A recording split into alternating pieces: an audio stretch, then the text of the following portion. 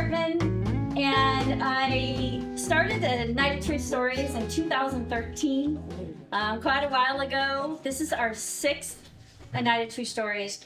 Every one of them has just been a pleasure and just such a memorable event for the storytellers and for the people that attend, and we're so thankful that you came here tonight. Just how we're going to be working it is some of the storytellers like to have this chandelier light on because they want to see your faces. So that's why we will have it on sometimes. Other times we're going to turn that light off. So I hope that's going to be okay with you. It's just the storyteller is feeling more comfortable or less comfortable looking at you out there. So if you see that, that's why that's happening. So I recently got a puppy, and I'm a cat person.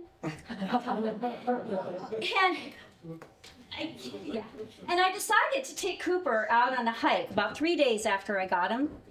And it was the first time I'd ever been on this hike. And I was looking on the map that was out in the parking lot. It was about a 0.9 mile loop. So, fairly easy. So I put the leash on Coop and we headed out down the trail. We didn't get 20 feet and that leash was wrapped around my legs and he was nipping at my heels. Lesson number 1 with Cooper. You gotta teach a puppy how to walk on a leash. And don't wear shoes with laces. We finally did get into a rhythm. Coop was kind of like maneuvering back and forth in front of me on the trail. I was getting used to the retractable leash. And we started moving further down into the path, getting into the woods. And we ran across this abandoned mobile home. And it had boarded up windows and it had trash everywhere. And I started getting that really creepy feeling that you get kind of when you're out alone. And I'm like, oh my gosh, the serial killer's gonna come out. They're gonna get me, they're gonna murder me. And worse than even that, they're gonna kidnap my cute little Australian Shepherd. Lesson number 2 on my walk with Cooper. Don't forget that safety alarm keychain that your partner gave you on the kitchen table. Cooper was getting pretty quick on moving, down the trail now. He's getting used to it. And he started kind of darting out into the woods, and I'd pull him back, and he'd dart out into the woods, and I'd pull him back. And at one point, he heard a really loud noise, and he just ran. And the handle of the leash just came flying out of my hand. And his ears are flapping, and he's moving further away, and the handle of my leash is off, following him, bouncing. And I'm like, Cooper! Come on, Coop!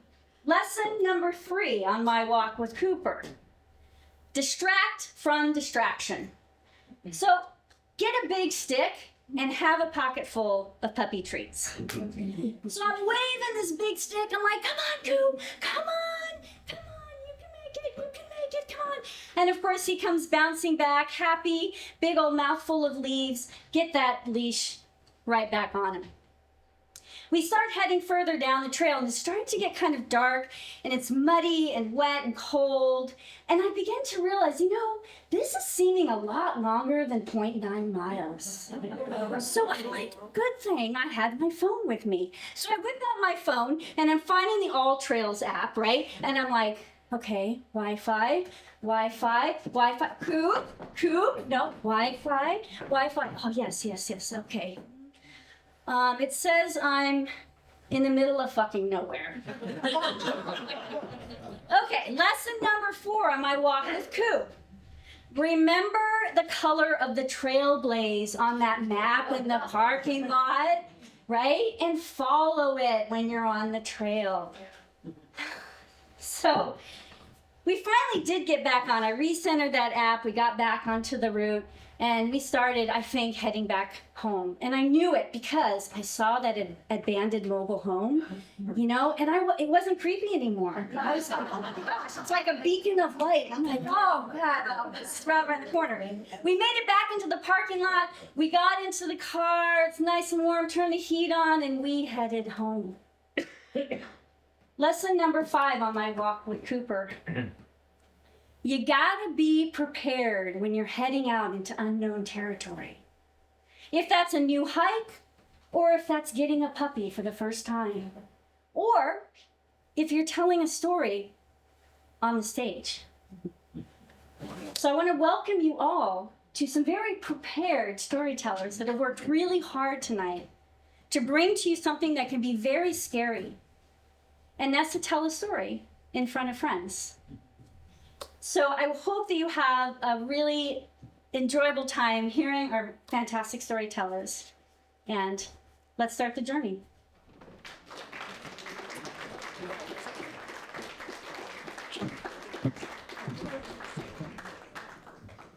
Is this on? Yes. Hi, I'm Judy Yogman, and I live in Chester.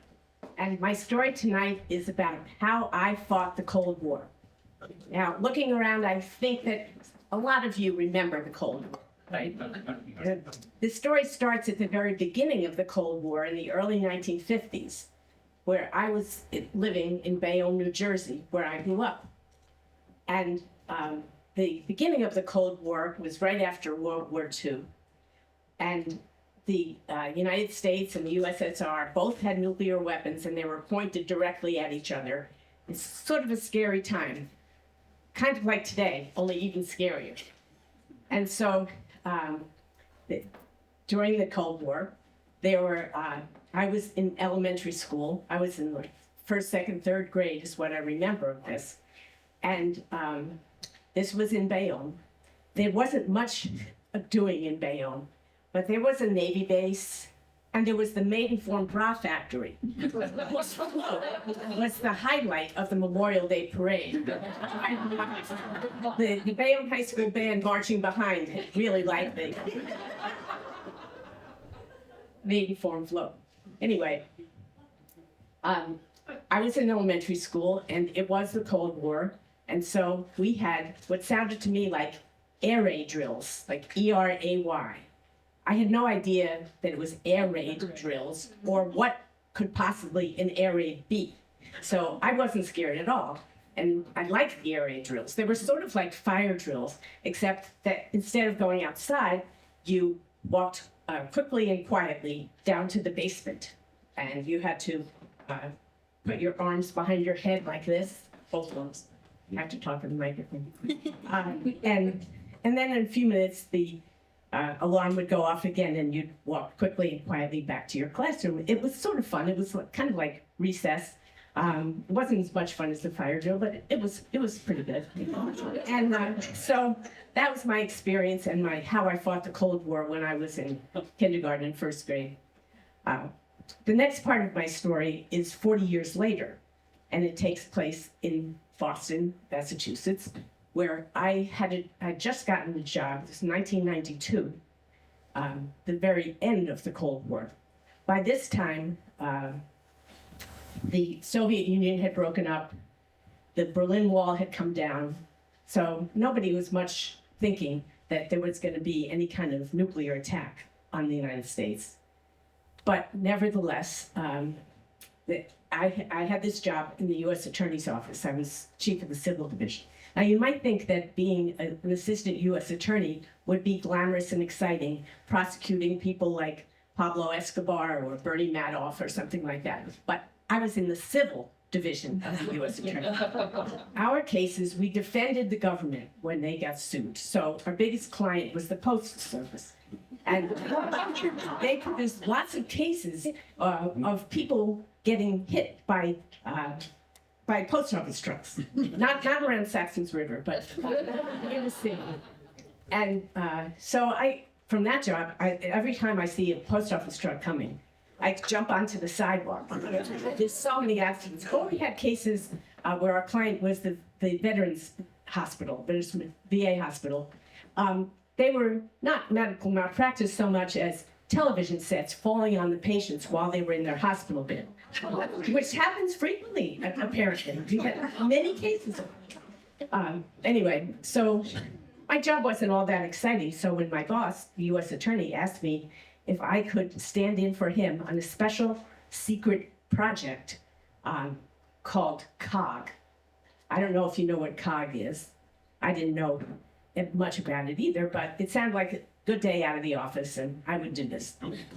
Well, COG is, I ran into this book while I was preparing for this. So it's this is the story of the U.S. government's secret plan to save itself while the rest of us die. That's what COG is. It stands for Continuity of Government. And I was going to participate in this exercise of how I, and a few others, would save the United States government if Washington, D.C. or some other big city were bombed. So that was going to be my job. Now, what I'm going to tell you now is not top secret. They already put it in a book. There's a television show called Designated Survivor, which is about this. So you don't have to worry that this is based on documents that I took from the U.S. Attorney's Office. This is just, it's public knowledge now. So anyway, the first thing that happened after I said I would stand in for him in this exercise of COG was that some people came and put a telephone in my office that was about the size of a microwave oven. It was huge. It was too big to put on my desk, so I put it over on the side, and my intern that was his desk, and he would use it to call his girlfriend. It wasn't encrypted on the way out, just on the way in, and it never rang. So anyway, it sat there. And so that was the first thing. And that was supposed to be, if there was a real attack, that phone would ring. And that would be the only time that phone would ring. And then I would know that I would have to go to the bunker. Well, the first thing that happened after I volunteered to do this was an orientation where we actually did go to the bunker. And the bunker was in Maynard, Massachusetts. It's a suburb of Boston. And they said that if you go out there and you go to the Dunkin' Donuts before you go to the bunker, don't tell anybody why you're there or where you're going. Well, the only thing you could see from the Dunkin' Donuts was this thing. There's a picture of it in your program. It has it's a grassy hill with a door in it, and all kinds of antennas coming out of the top, and American flags and barbed wire all around. Anyway, it was hard to take this seriously, but it was my job, and so I proceeded into the bunker, down 2 flights of stairs, 30 feet underground, and they had bunk beds and 40-year-old cans of tuna fish in there. And they had sort of an office where we would work at this. The first thing we go is into the conference room. And these were people from all of the federal agencies in the Boston area, representatives of all of those, who would take over for the real ones in Washington if something happened. So because the U.S. Attorney was the highest ranking federal official in the Boston area, he would be the president. And I was standing in for him. So I didn't take this seriously to start off. So we went into the conference room and they showed us a movie to kind of get us in the mood. And it was like a documentary movie about how unprepared the United States was for a nuclear attack compared to the countries that used to be part of the Soviet Union. And so it did have that desired effect a little bit, that you'd be worried. And they told us that if there were an attack, it would probably be from one of the countries from the former Soviet Union, and it would probably be just a tactical nuclear weapon or something like that. Anyway, with that knowledge, they also told us one other important thing, that if it was a real attack, we had to go to the bunker, and your family could not come to the bunker. So that also didn't seem so much like recess anymore, what we were up to. But I did come back for the real exercise. They notified you with very short notice that it was time to go to the bunker. And you weren't supposed to tell anybody in the office or your family where you were going. I did tell my husband. But you just went to it, and we come in, and they take us into the conference room again, and they said, well, we did have a nuclear attack, but it was limited in scope. And contained in a specific area, Bayonne, New Jersey. So now I'm terrified that I knew it wasn't real, but that was a little bit too close to home, as they say. So I had to go through the rest of the day, and the things I had to do were they had a loose leaf notebook of executive orders that I could issue, like to take over the railroads or let the prisoners out of prison. They had very high-tech things. That was just a loose leaf notebook, but they had things there that I had never seen in real life, like email. Because AOL didn't start until 1993, so I didn't have it at home. And but in there was the email, and that's how I knew what was going on somewhat by emails that I would get from Washington or from other bunkers around the country. This was a nationwide exercise. So I'd get the news of what's happening, and then I would issue some executive order to go with it.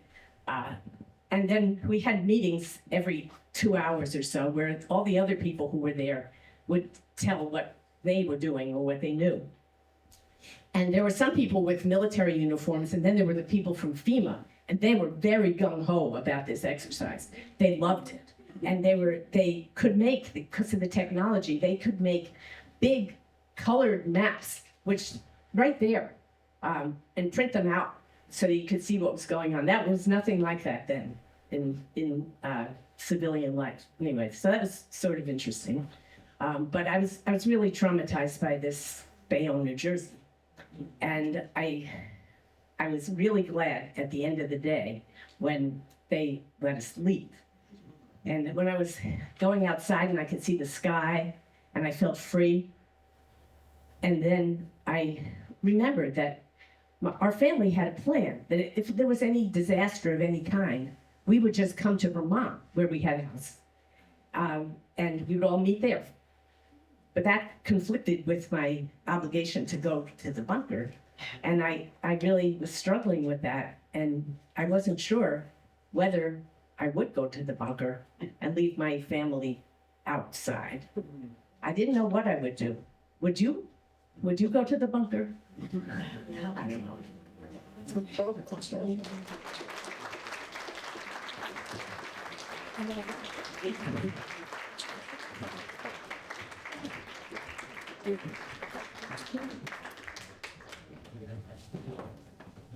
Hi, I'm Rosie.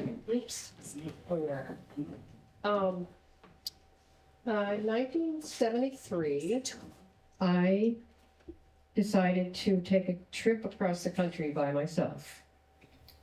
I left my rented cabin and my job and just packed up. I brought with me a sleeping bag, a backpack, an old mail bag, big leather mail bag that said U.S. mail on it, and a fiddle that I barely knew how to play. I was 20 years old. The 1973 was a time of, political and social unrest, also personal unrest for me. I had no idea what I wanted to do with myself. I had always been fascinated with the 60s, the counterculture and all the things that had happened, but I'd been a little too young to participate in some of that stuff in the 60s. So it was a little late, but I was going to take my hippie pilgrimage to the West Coast. I just felt that I had to do that. Things that were happening in the world were Nixon was going to be elected for a second term, and troops were being withdrawn from Vietnam, and Patty Hearst had been, the FBI was trying to hunt down Patty Hearst because she'd been involved in a bank robbery. She was the granddaughter of a very wealthy newspaper magnate. So all those things were happening, and I felt like I was missing out. I wanted something to happen to me. I wanted something big to happen. And I figured that it was much more likely to happen on the West Coast than it was in Concord, New Hampshire.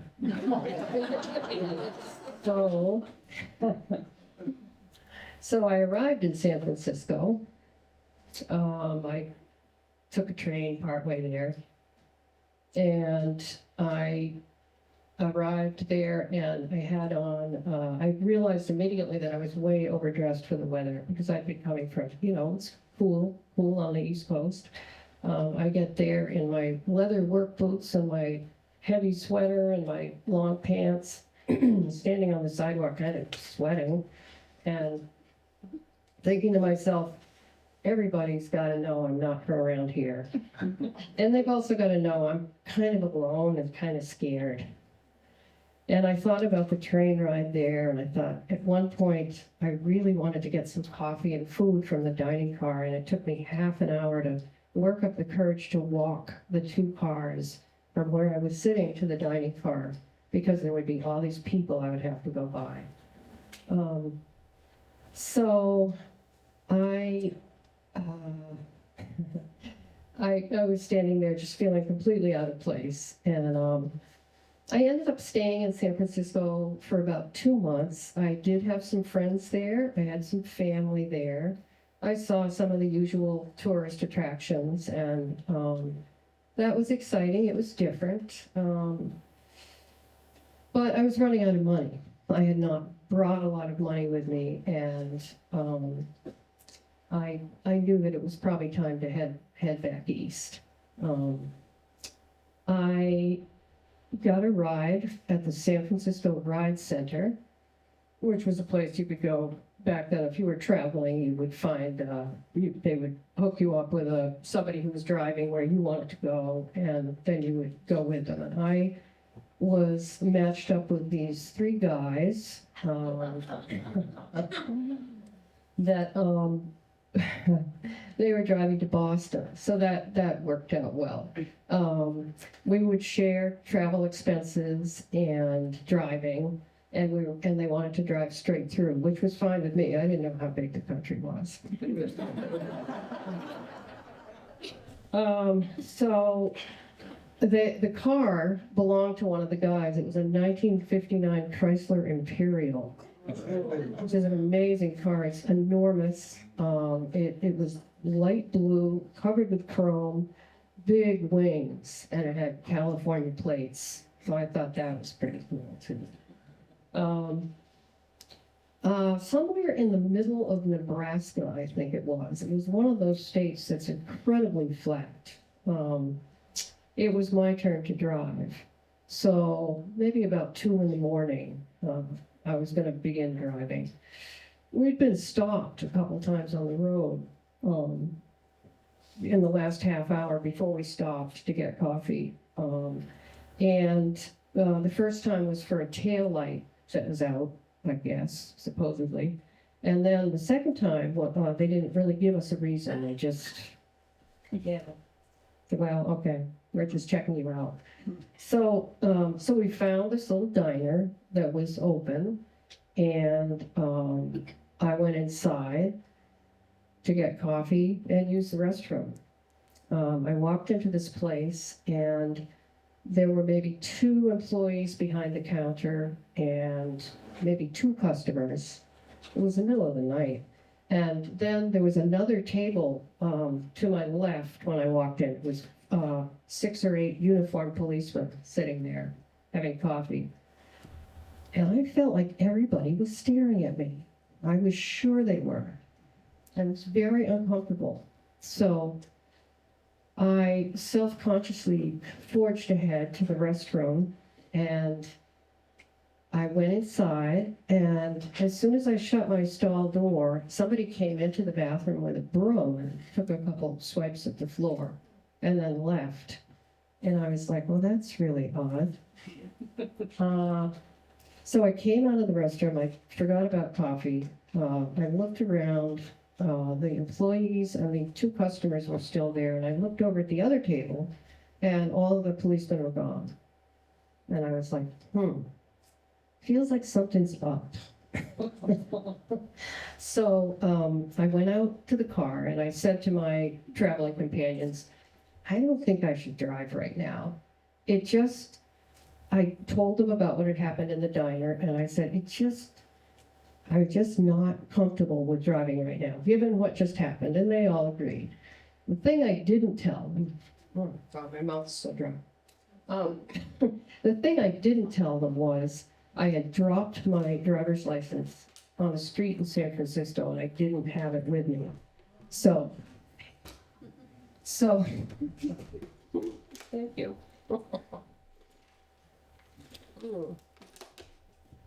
So, I didn't want to tell them that because I really wanted to drive that car.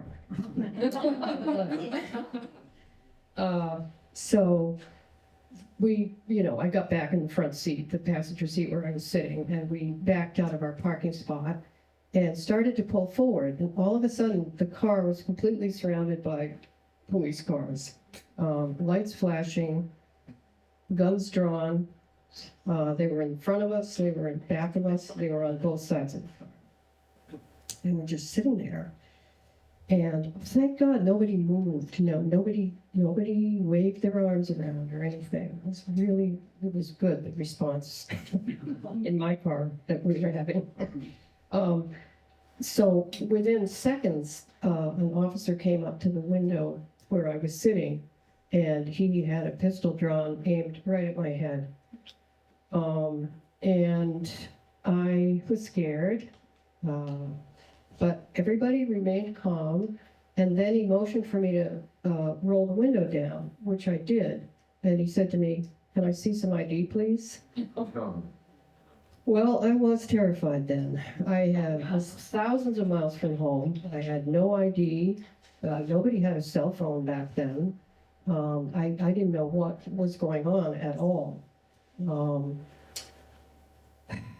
I calmly explained to this officer who I was and where I was going, where I had come from, what we were doing in the car at 2:30 in the morning. He related that information to another officer who went back to his car, and I assume he got on the radio to try to verify what I was telling him. After about 20 minutes, he came back and he said, "Well," he said, "everything you told us checks out. I'm sorry about that. We thought you were Patty Hearst."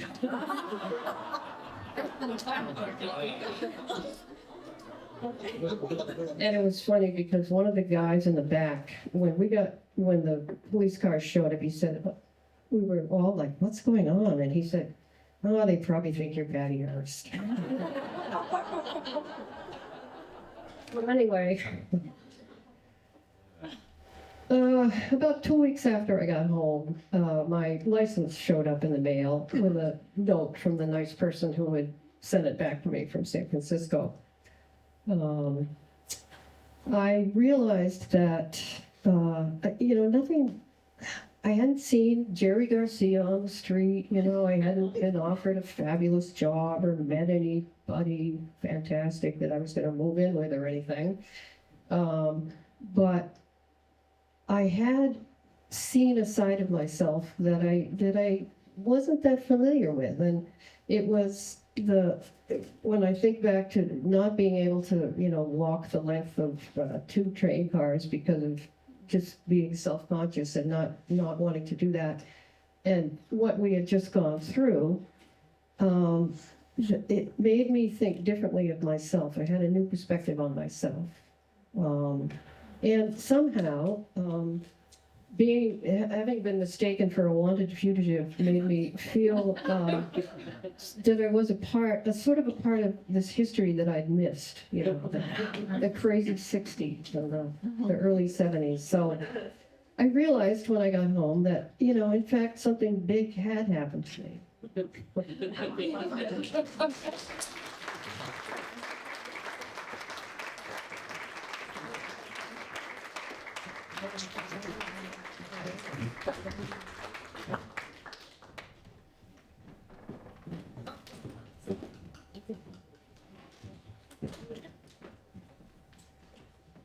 Okay, I guess this is working. All right, my name is Geoff Michael. I'm a new resident of Bellows Falls, and I am afraid of heights.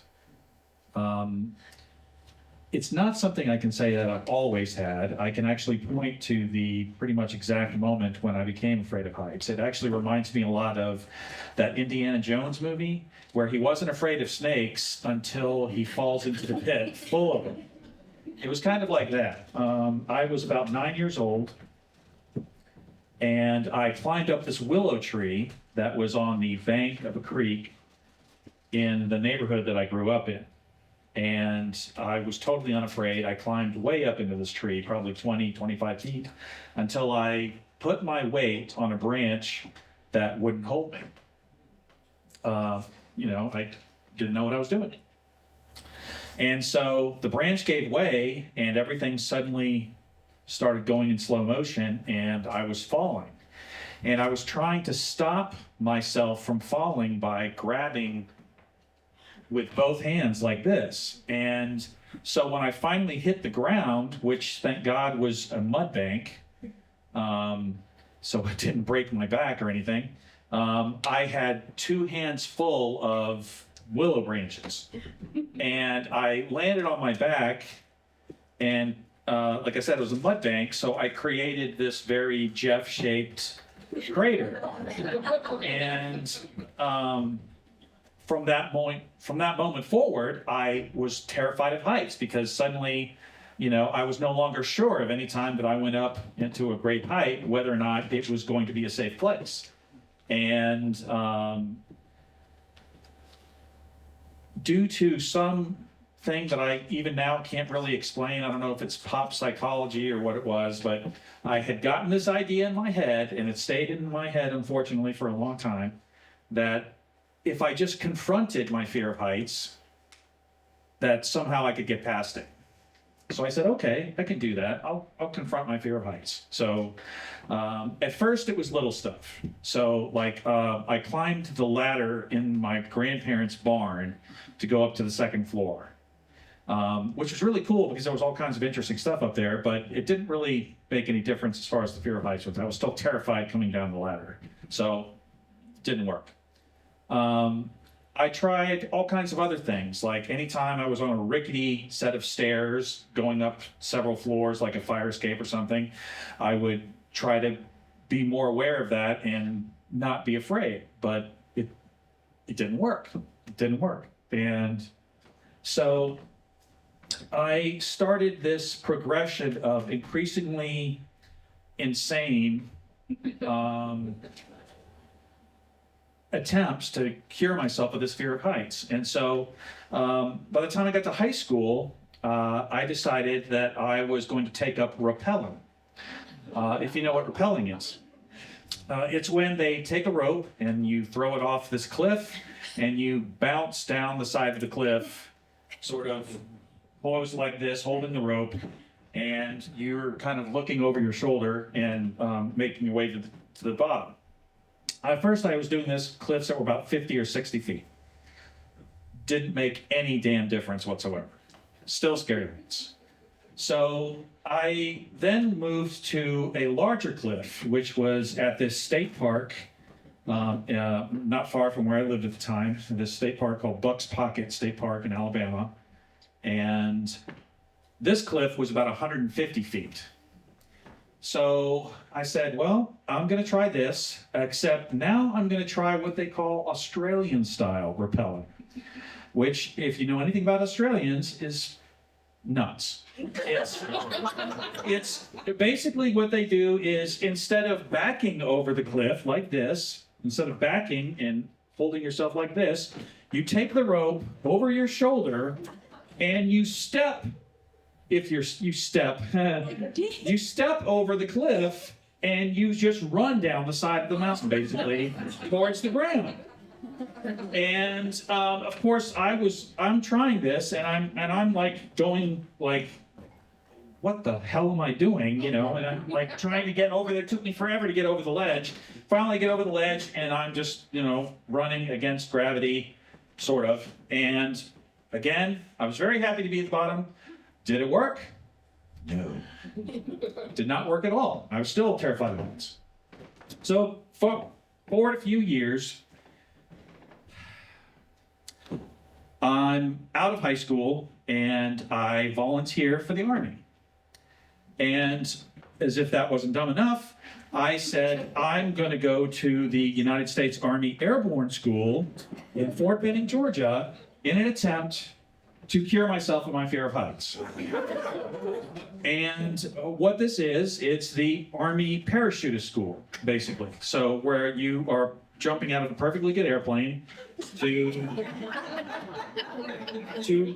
land on the ground. And so I went to the school, and I'm 18 years old.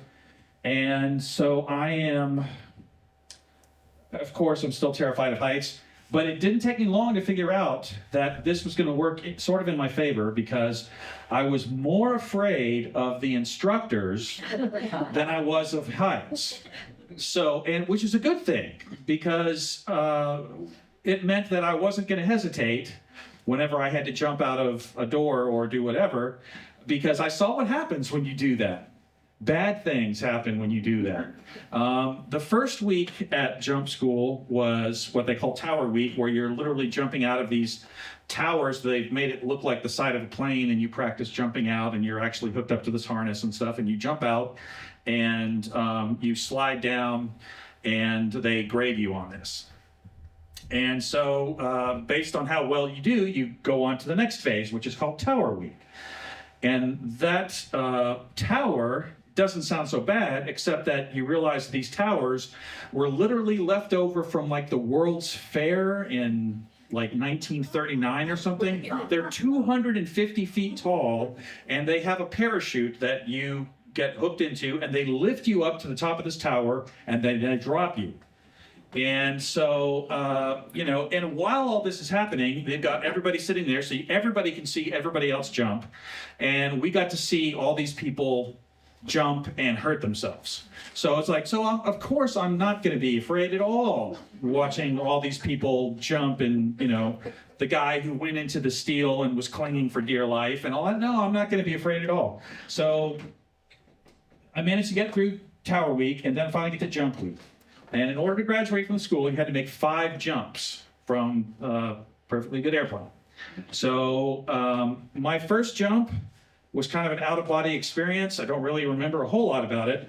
But I do remember, in between my brain melting into my boots, I do remember that I saw one guy pause in the door. It didn't even stop. He hesitated. He paused. And this gigantic, large, gorilla-like man wearing a black hat, that's what they call the instructors at Airborne School, black hats, saw this and took this as the opportunity to plant his foot as hard as he could into the posterior of this person who had hesitated on the door. And that guy went out the door all right, against his will, but he went. And I was like, wow, so I can either jump completely terrified, or I can jump with a broken ass and be in pain when I land. So I don't want that to happen, so I'm not going to stop. These, like I said, these instructors were very intimidating.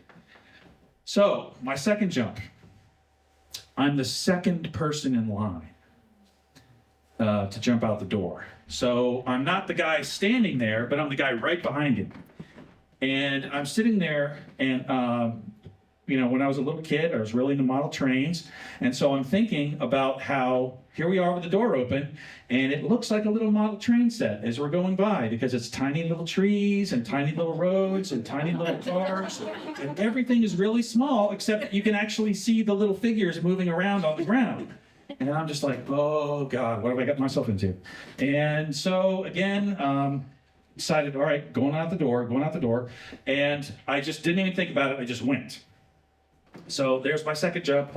Things were great. Okay, third jump. Things generally went pretty well. Although afterward, since I was at that point much smaller and much thinner, they were using me in the storage in the shed to put parachutes up on the shelf. And so I was putting the parachutes away, and I banged my head on a pipe that was overhead, one of the sprinkler pipes. Well, this is bad, because now I'm injured. But I don't want to recycle, which is what they call it when you have to repeat the school. I was like, there's no way in hell I'm going to go through this again. So I said, I'm not going to report myself to the official medic. I'm going to go to the guy in my platoon who happens to be a medic who's also going through the airborne school class. So I go see him, and he just basically doctors me up with whatever he can find, which meant that the next day, for jump number 4, I'm jumping with a helmet stuffed full of paper towels. So jump number 4 was going to be interesting enough already, because it wasn't just the paper towels all stuffed in my helmet. We were jumping out of a jet transport called a C-1141, which meant that you had to be particularly careful. You had to find what we called the Goldilocks angle, which was just right, because if you went too short an angle, you will strike the side of the plane, which is not bad. Which is not good, I should say. And if you jump out at too wide an angle, you jump out into the path of the exhaust of the jet engine, which melts your chute and you fall. So you had to find this perfect angle. And of course, all I'm thinking about is melted chute, melted chute, melted chute. And it's like, no, not going to happen. So I go out, I jump out the door, and I made 2 mistakes because I was just trying to get out the door, not get kicked, and, not get melted. So I went out the door, and I went out at too short an angle, which meant that bloody towel helmet strikes the side of the plane so hard that they could hear it inside the plane over the noise of the jet engines. And all the people behind me in my stick, which is what they call it, the squad of people behind me, everybody behind me, after they heard me hit the plane, went, ooh. Like that had to have hurt. And so I jump out, I hit the side of the plane, and I'm just kind of terrified. And I open my chute. And my chute, the risers come up, and I didn't tuck my chin in enough. That was the other mistake I made. So since I didn't tuck in my chin, I'm like this, the chute pops open, the risers come up, and they rip my helmet right off my head. And so I sprinkle bloody paper towels all over the drop zone. And I'm just coming down at this point, just going, at least I'm alive, and at least the helmet came off after I hit the plane. So I eventually moved on to jump number 5, which thankfully wasn't really particularly memorable, and I graduated the week of my 19th birthday. So I got to wear my airborne wings, but more importantly, I realized, I said, I managed to accomplish this. I managed to do this despite my fear of heights. So I'm cured now, right? No, it didn't work. I'm still scared shitless of heights. So the next time I figured this out, though, it was something really mundane and stupid. I'm in a glass elevator in a hotel in Nashville, Tennessee. And it occurs to me as I'm like backing up against the back wall of the elevator, away from the glass, that none of this worked. And, I was just kind of dumbfounded. 52-year-old me is looking at 18-year-old me and going, you little dumbass. But I never got over my fear of heights. I just realized at that point I had to accept it. It was never going away, and it hasn't.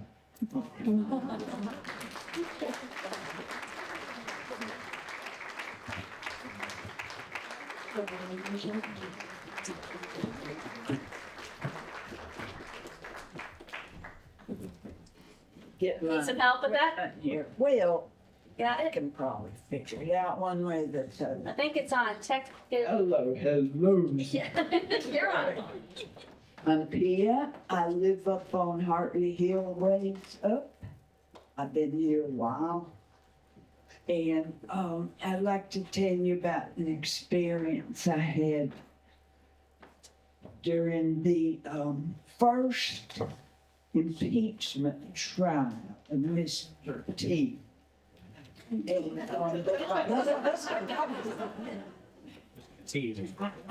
I've had visions for, I guess the first one I had was about 50 years ago. And I know it's kind of weird, but it's happened to me. So here I am, I'm in my living room, I'm listening to Vermont Public Radio, the third day of the impeachment trial. And I'm in prayer, I'm with God, and we're listening. And every time that a Republican, they were all Republicans, I don't pick on them, but said not guilty, I felt the pain in God's heart as if he had been stabbed with a knife. Now, this surprised me. You know, I didn't know we could hurt God like that. And it came to my understanding that these men had made a vow to God and to the country. And they were breaking their vows. So then, when the final verdict, you know, okay, so you had everybody, the final verdict was not guilty. I had a vision of this huge gavel in a heavenly court, and it came down, thud.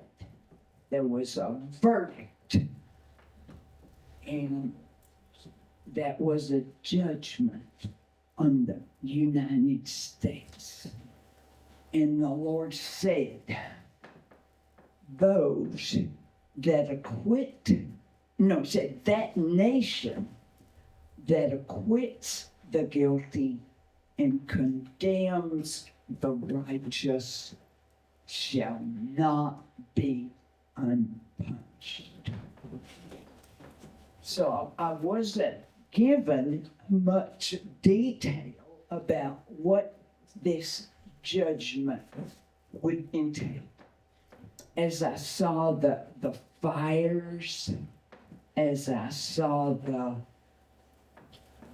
weather devastations here and there, you know, I said, well, this is part of it.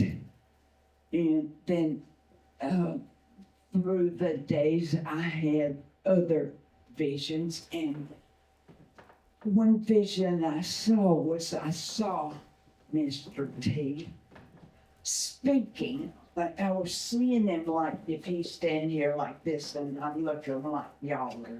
So he's speaking, but the words were as missiles and grenades and bullets. I mean, they were sent out to hurt, to destroy, to kill. And then he became more like a mad dog, like rabies. And there was this huge flag of the United States flag, and he was barking and biting at the flag. And by the time he got done, it was just tatters on the ground. There was no flag left, just a bunch of tatters on the ground. And then I saw a great rainstorm, a tumult that encircled the globe. This huge, I mean, you could not see through the rain, through the clouds. And it kept on, and I'm sitting there looking, and I'm thinking, is this centuries? And how can commerce go on? So I asked the Lord, and he showed me the temptation when Jesus was tempted by the devil that, hey, you hook up with me, I'll let you rule the world. You can save all the babies, nobody sick, whatever you want. If you hook up with me, and the Lord said, it's the same temptation to these people. Oh, I'll hook up with him, I'll save the babies. I'll be elected, I'll have power to fix things, and it's so, and the Lord said, those that uphold the vengeful and the crooked and the liars and the bamboozlers are partakers of their deeds, and they bear responsibility as well. So some days go by, and I'm praying, I'm just loving the Lord. I'm holding hands with the Holy Ghost. The Holy Ghost holding hands with Jesus. Jesus holding hands with the Father, and I'm holding hands with the Father. So it's like we're circular, square, and we're just being together, loving each other. Nobody's saying anything. We're just being together. And then I see all of the heavenly hosts circle around us. So we're all together. And then the space between the four of us opens up. That was, lower, say. It opens up, and I look down and I see the United States of America on fire from sea to shining sea. So I asked the Lord, what's this? He said, the flames are of two kinds. He said, the flame of my judgment and the flame of my spirit pouring out like never before, that people should love me and love each other indeed and in truth. So that's where I'm at. That's what I received. Now, I did try to send this to some Christian people who have what you call platforms, and I haven't heard anything back. But y'all, I remember, see, I was born and raised in the South, and if everybody around you thinks something, then even if you're a little wishy-washy, you kind of think they're right.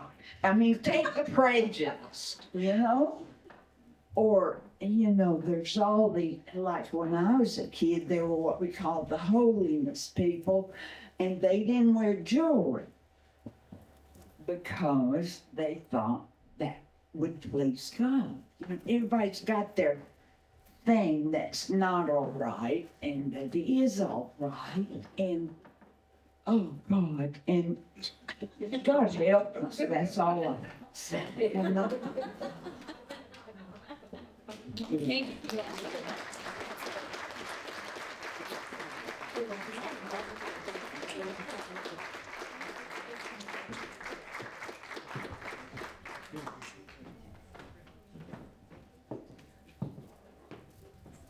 Can you imagine that I've been sitting there saying, oh my God, how am I going to do this? I'm telling Kersula. That much I know.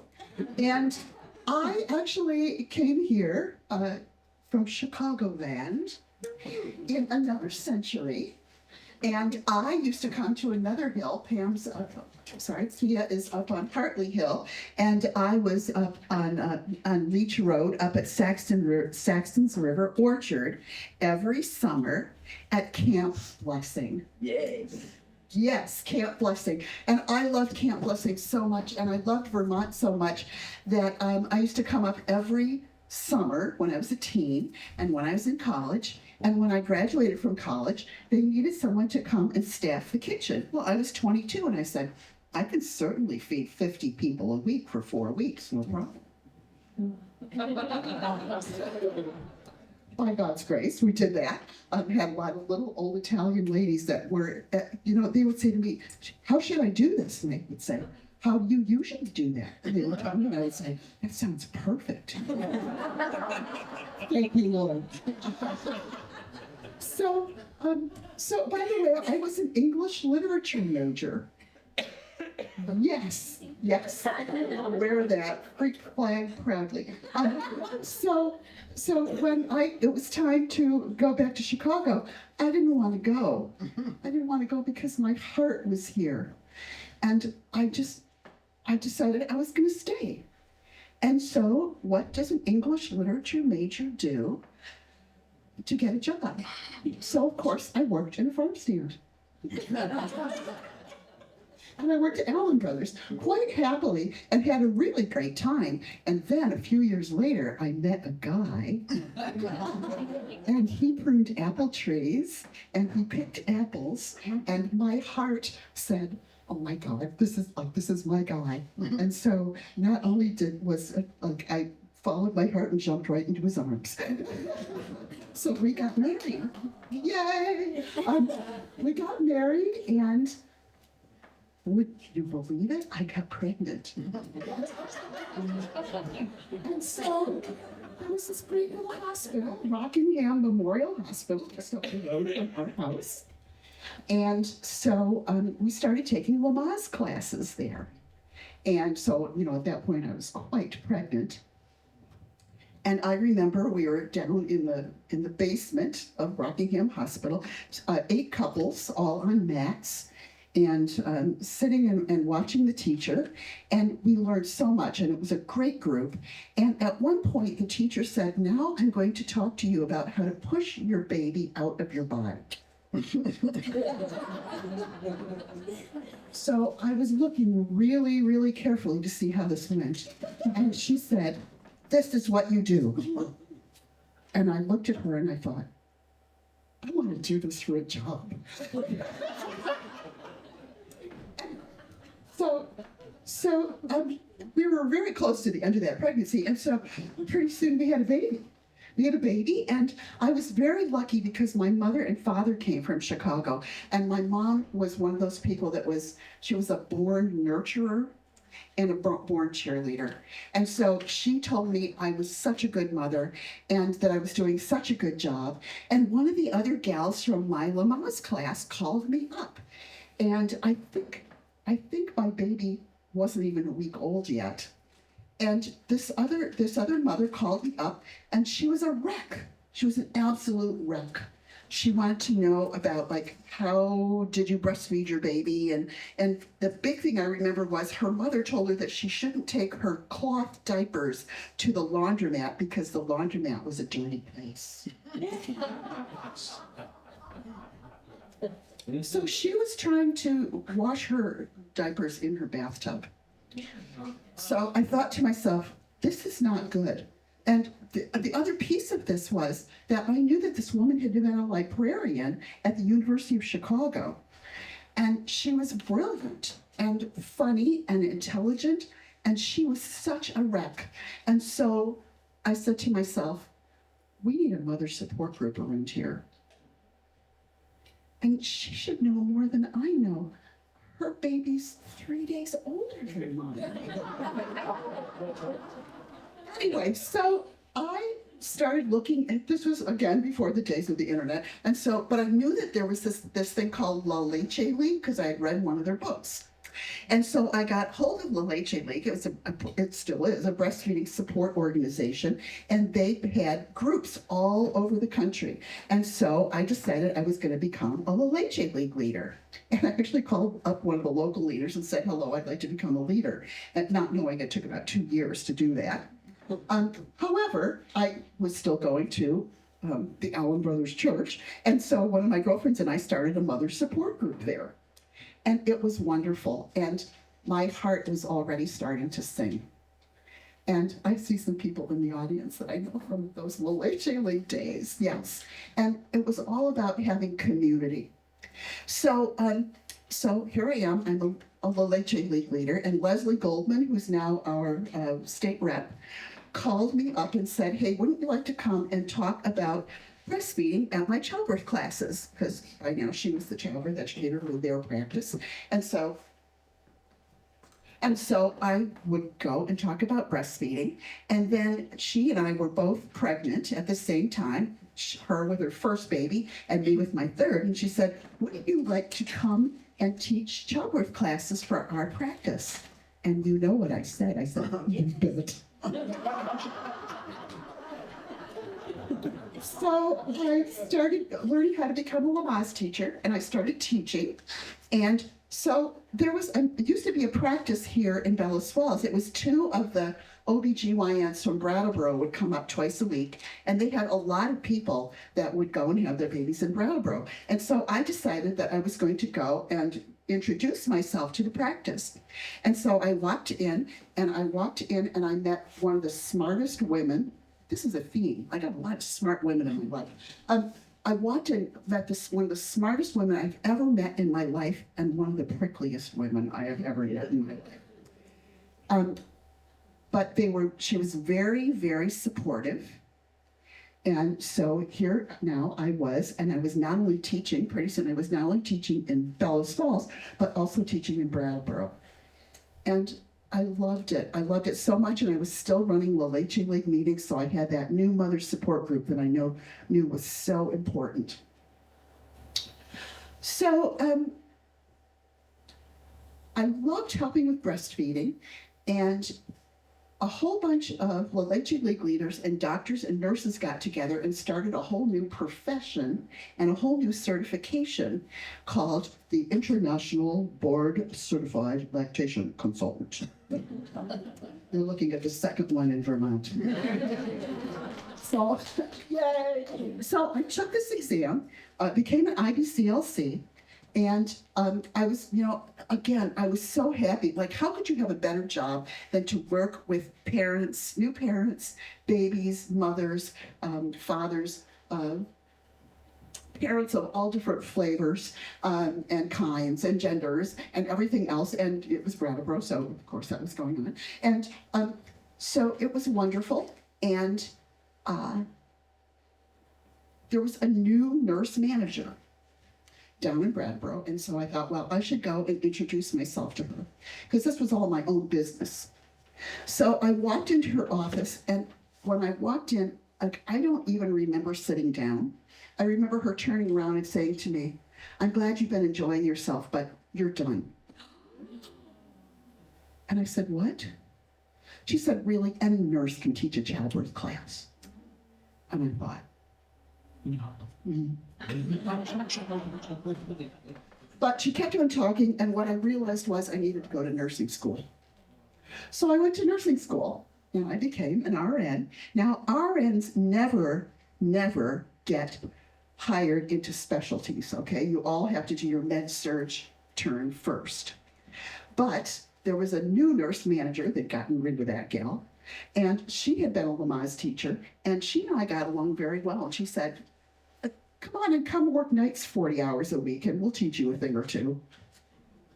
Yeah. So I started working nights, and the other thing was I got to work with my prickly obstetrician every other weekend when I was working. So I really learned a lot. And one day we had a new vice president of patient care services. This is usually like the big nurse, okay? And she came to me and she said, have you heard the news? I said, what news? What news? And she said, we're going to build a new birthing center. And as a part of that birthing center, one of the things that we want to do is we really want to do a better job of addressing the needs of parents in this area. And so we want you to keep on teaching those Lamaze classes, and we're going to make a new position for you, and you're going to help people with breastfeeding. And the other thing that we would really like is, do you think that you could do a new mother's support group? Yeah, I think I could. And so, as you can imagine, my heart was just full and just singing, and it was so wonderful. So I did that very, very happily for a very long time.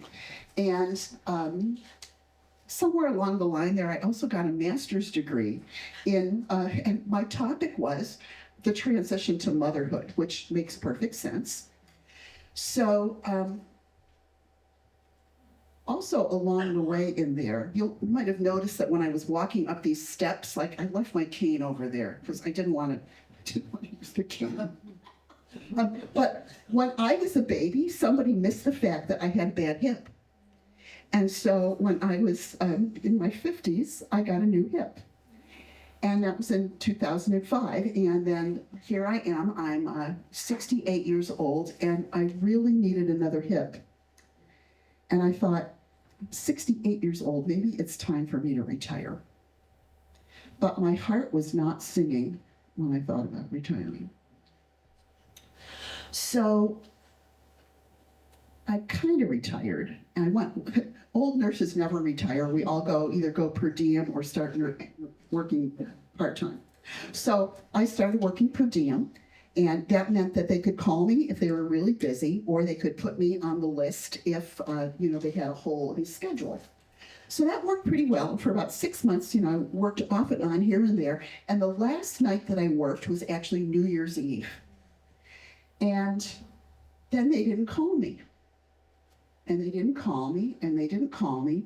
And I needed to recertify with a basic life support, which is CPR, like CPR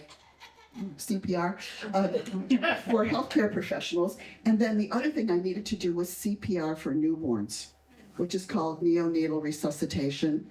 And I had not done a neonatal resuscitation. I hadn't been called upon to do that in probably 20 years. And I thought, I don't think that I want to do this certification because I wouldn't want me responsible for somebody else's baby. So I'm just not going to do this. And I talked to my daughter, who's a nurse, and she said, Mom, if you don't feel safe, just tell them that you're done.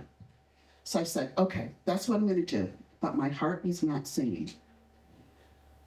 So I kind of put it off. And then one day I said, okay, today is the day I'm going to call, and I'm going to go and I'll talk to the nurse manager, because I didn't want to just call and say, hi, I'm done, or email her or something. So I called the birthing center, and the unit secretary said, well, Erin is not here right now. She's in a meeting, but she'll be back around noon. So I drove down, and I had lunch with all my besties in the birthing center. And then I walked down the long hallway to Erin's office, and I sat down, we talked, and she said, if we need you to come in and teach the nurses about something, we'll just pay you a consultant's fee. It's not a big deal. I think that this is a good idea. Okay. Okay. So I walked back to the birthing center, and I sat down in the nursery to type up my letter of retirement, of resignation. And I was just about ready to hit print when a head popped through the door. And it was that prickly obstetrician. She said, what are you doing here? I said, I'm getting ready to print out my letter of resignation. I'm retiring. She said, oh, I'm retiring this summer. I said, oh, that's great. She said, can I give you a hug?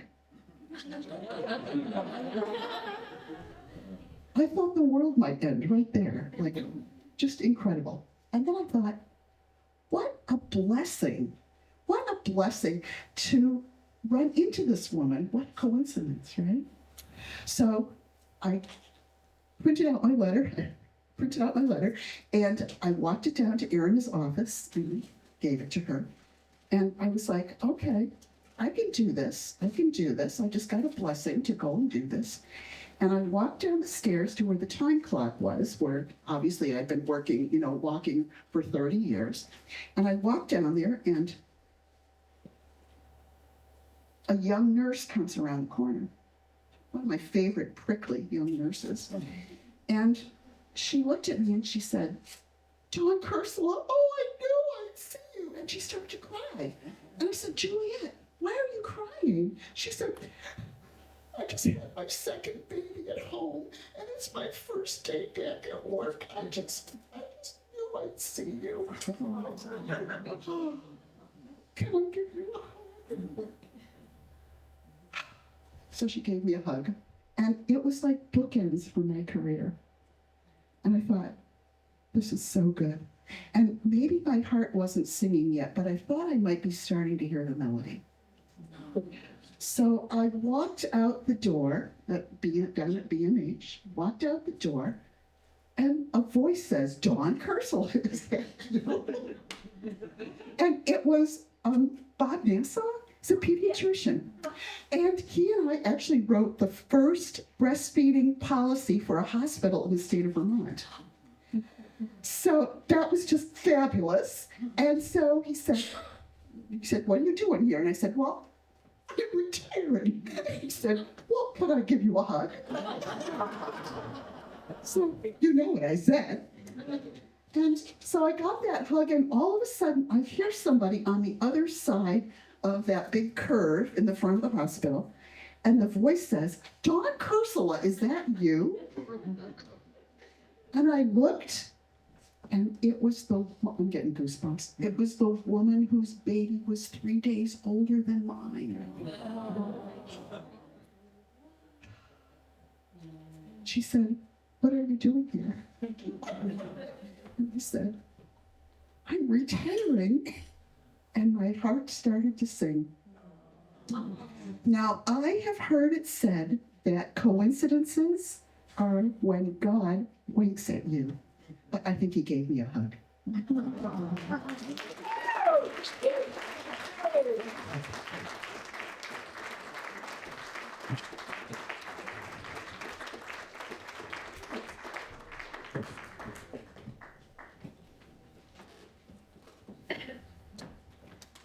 Hi, I'm Mary McCallum, and my story is Wolly. Every time I see a woolly bear caterpillar crossing the road, I think of Mr. Blanchard, who was a resident at the high-security prison where I once worked as a librarian. It is spring. Mr. Blanchard bursts in the library door. He has a red and white donut box tucked under his arm with holes punched in the lid. He is 5 feet tall, has a long gray ponytail, and a loud, gravelly voice. Teach, teach, he bellows. Looky here. He pries open the lid of the donut box, and inside are 2 brown and black furry woolly bear caterpillars lying next to 2 very feeble-looking strands of grass. Teach, he says. I need you to help me with this. I want to take them to my cell and raise them up. I don't know what they're going to hatch into. I need to know what they're going to eat. Can you look it up?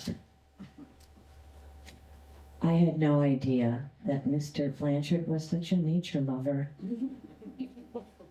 He's in prison for drugs, drunk driving, brawls. He is uneducated. He cannot read. A literacy volunteer comes in once a week and tutors him, and he shows up as much for the female company as for the desire to learn how to read. One day he brings me a very small book. It's his opus, his major work. It's called My Life by Jimmy Blanchard. In short, declarative sentences, it details the string of childhood abandonments, beatings by step-parents, drunken brawls, and dead-end factory jobs that are the theme of his life. So teach. You gonna look it up? Can you help me? I want to know what it's going to be. I go on the internet. I find a website titled, "Do You Want to Raise Woolly Bears?"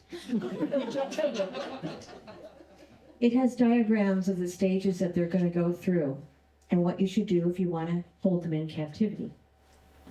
So, Mr. Blanchard, these are going to turn into tiger moths. I don't know what color they're going to be, but let's see what happens. The directions say give them some grass and some water. I don't know if they drink it, but you should have some available. Okay, Teach, he says. And he closes the box and he puts it under his arm and he carries it down the hall as if there are tiny children inside. A week later, he comes back.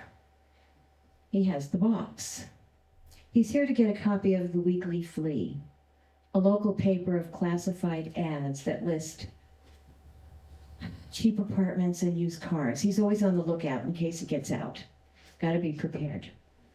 He used to steal the library copy until I started getting extras so he could take one back to his cell. With his reading handicap, it took him a long time to get through it. So Teach, I need you to take care of him for me. I'm afraid somebody's going to hurt him. He opens the box. I look at it. I see a cocoon and one dead caterpillar. Its fur is all dried and pointy, as if it has water poured over it. Teach, you said to give him water, so I dribbled it on him. He didn't make it. I'll throw him outside in the exercise yard. He takes a little carcass and he stuffs it in his pocket. I'm blanking out here. I tell him that I will take the box and I will put it on a high shelf in back of my desk where nobody can get to it. It'll be safe. And Mr. Blanchard, you can come visit any time.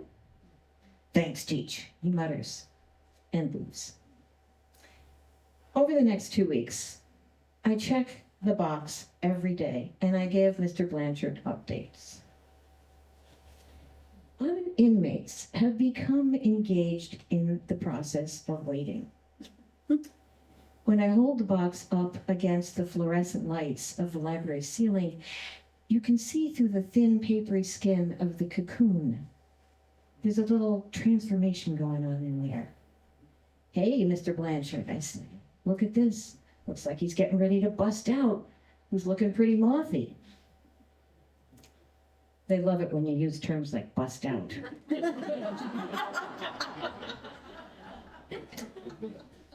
Francis, a bossy know-it-all, looks through the papery skin of the cocoon and he says, "It's a goner. The thing never moves."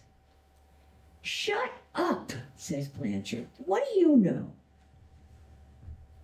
I tell Francis that woolly bears don't move around in the cocoon when they're becoming moths.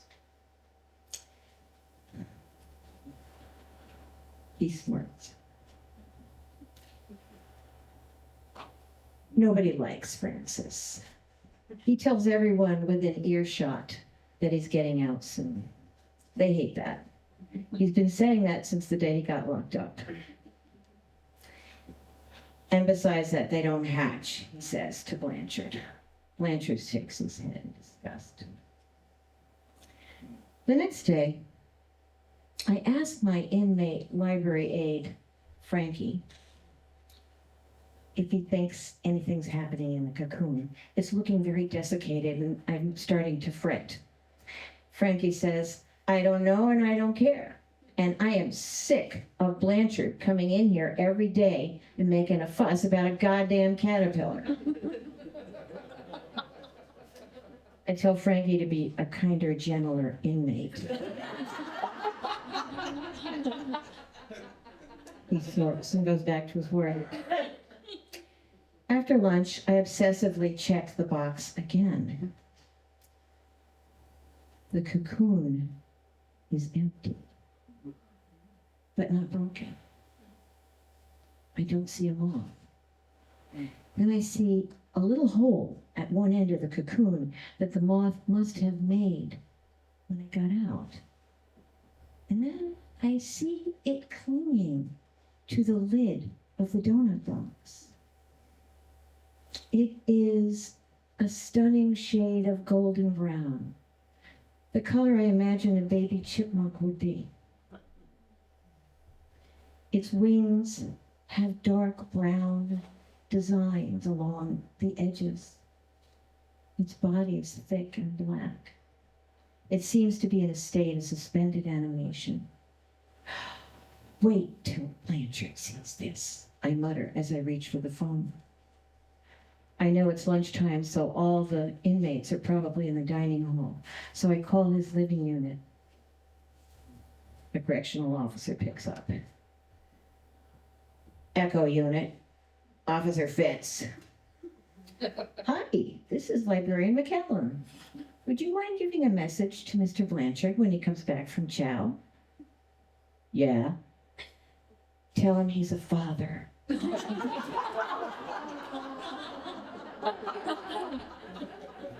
There's a moment of silence, and then Fitz says, "Copy that." He slings down the phone.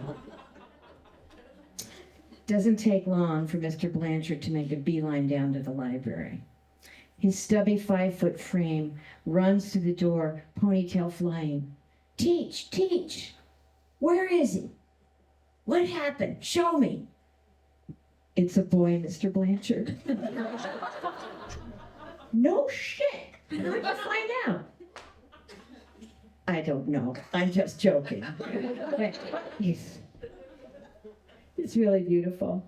Look, he opens the box. And a moment passes as he stares at this moth. His breath frills across its delicately folded wings and warms the body.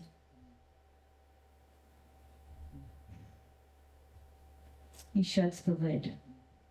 He looks me straight in the eye and he says, "Teach, I'm gonna let him go. I don't want him in my cell with me. I'm gonna take him out to the exercise yard, put him down where no guys go, and let him be free." Good idea, I say. And I hand him a copy of the Weekly Flea. I say, "Here, hot off the press, take this with you. You never know, there might be a good used car or a cheap apartment out there for you." "Thanks, Teach." He stuffs it in his shirt. And he leaves the library, and he walks confidently down the corridor toward the exercise yard. We both know he won't be getting out anytime soon.